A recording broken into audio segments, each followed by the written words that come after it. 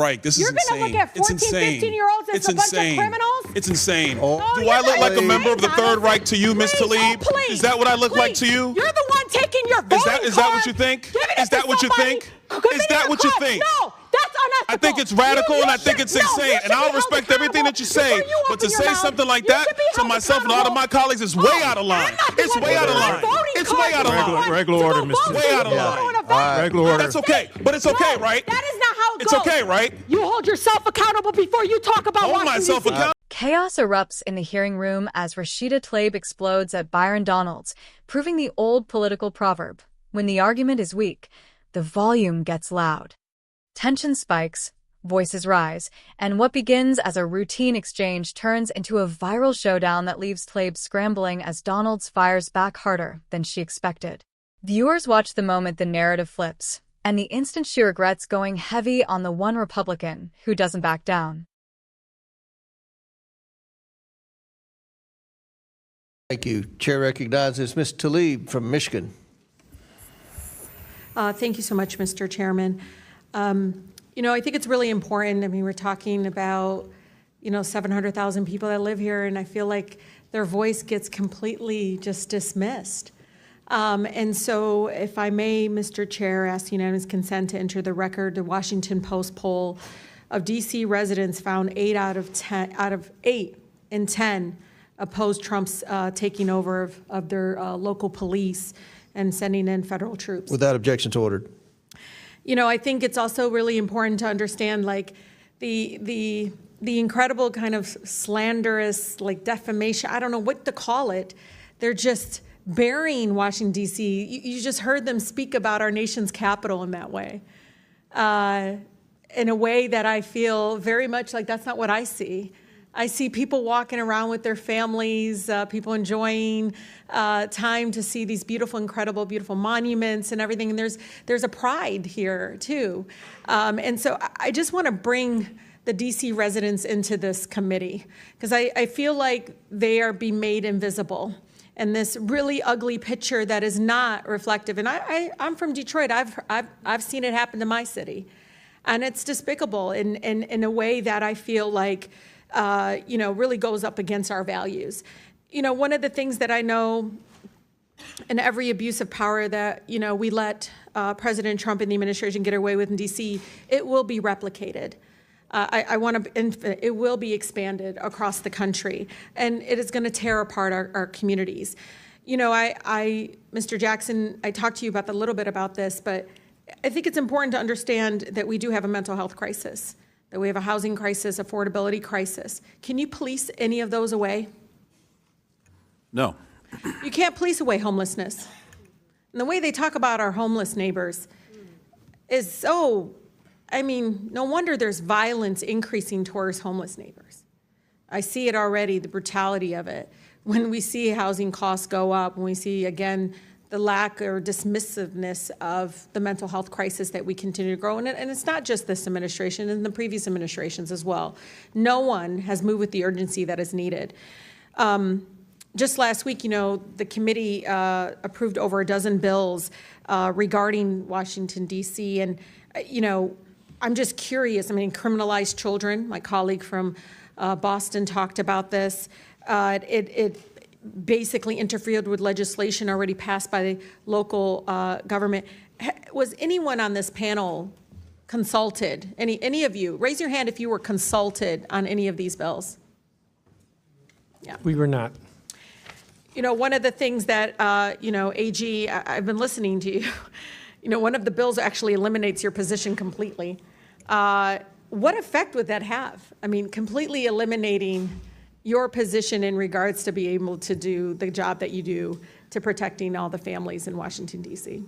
We'll start with the fact that more than 70% of the residents of the District of Columbia overwhelmingly voted for having an independent elected attorney general. That's right. And that's a recognition of the fact that when an attorney general is directly accountable to the people, directly responsive to the people, we are much better at doing our job in terms of addressing housing affordability and conditions in slumlords, seniors and consumers who are being scammed, addressing the issues that are most important to D.C. residents, because I am accountable to them. I read wage theft is an issue, workplace discrimination. I mean, there's a number of issues that need to be addressed, and they're not going to address that. They want to paint you all as this ugly, dark, all just out in the street. I mean, the way, it's just unbelievable because they all live here. I don't see it. I don't see what they see. I don't understand why we're allowing that to happen, because I actually think it's going to hurt our communities. People are going to look at Washington, D.C. folks in a way that I think is going to be very painful, but also, you know, I don't know, Mr. Jackson, I heard the stories. People didn't leave their homes. They weren't leaving their homes. Businesses didn't see people coming into, I mean, that's what we want in our nation's capital. Stay in your house, don't move, don't go anywhere, stay fearful. It's unbelievable that my colleagues continue again to eject this narrative and this rhetoric in regards to it. But I think it's important, Mr. Chair, just like in D.C., home rule was one out of Black freedom struggle in the fight for civil rights, we can't be passive right now. So nobody over there should take anything we say like so personally as if we're attacking them. No, we're attacking a process. We're not attacking people here. And I think it's really important. We need to stand up against this fascist takeover. That's not a bad word. It's a fact. And here in D.C. and across the country, it is so incredibly important, Mr. Chair, that this committee does not allow rhetoric that defames or paints Washington, D.C. in a way that you all haven't really truly seen. You're just reading it. No, you're just reading it or something off of some. Will the gentlelady yield to a question? Yeah, I think it's really important. Will the gentlelady yield? No, I don't yield. I don't even have time. I can tell you. Your time's expired. It is expired, but Mr. Chair, nice. but you all live here, and you're not telling people the beautiful parts that you do see in our nation's capital. And no, it's just wrong how we're doing it. Chairman, I think it's insane if the gentlelady doesn't have an argument, but she's going to refer to me and some of my colleagues. Mr. Donald, we were from the Third Reich. This is insane. You're going to look at 14, 15-year-olds as a bunch of criminals? It's insane. Do I look like a member of the Third Reich to you, Ms. Tlaib? Please. Is that what I look like to you? You're the one taking your voting card. Is that what you think? Is that what you think? Is that what you think? No, that's unethical. I think it's radical and I think it's insane. And I'll respect everything that you say. But to say something like that to myself and a lot of my colleagues is way out of line. It's way out of line. It's way out of line. Regular order, Mr. Way out of line. Regular order. That's okay. But it's okay, right? That is not how it goes. It's okay, right? You hold yourself accountable before you talk about Hold myself accountable. Hold your own self accountable. How about that? Hold your own self accountable. How about that? Free DC and make sure you vote with your own voting card. Don't be giving it to somebody else. Tlaib. All right, time. Chair recognizes Ms. Boebert from Colorado. Wait a minute, Ms. Boebert. All right. Stepping into that hearing room, the energy was already tense. Rashida Tlaib launched into one of her trademark monologues, loud, dramatic, and aimed at painting Washington, D.C. as a victim of everyone except the people actually in charge. Before long, she pivoted toward Byron Donalds, clearly hoping to score a political win at his expense. But as the old political proverb goes, a loud voice doesn't equal a strong case. Sitting there listening, it was obvious she wasn't arguing facts. She was venting frustration. Tlaib tried to frame federal oversight as some kind of fascist takeover, throwing around loaded rhetoric and expecting everyone to just nod along. Then she went heavy, way heavier than the moment called for, suggesting that Donalds and others were promoting extremist ideas. The room froze. Donalds lifted his head, calm but razor-sharp, and that's when everything flipped. Donalds fired back with precision, calling out the over-the-top comparisons and refusing to be smeared. His voice didn't have to rise. That's what rattled her.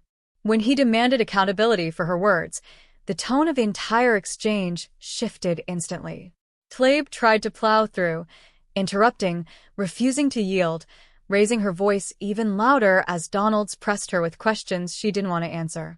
The clash grew more heated than she anticipated, because Donalds refused to let her hide behind theatrics.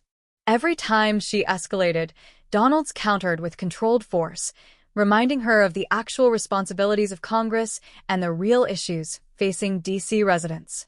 The more he pressed, the more obvious it became that her argument had cracks.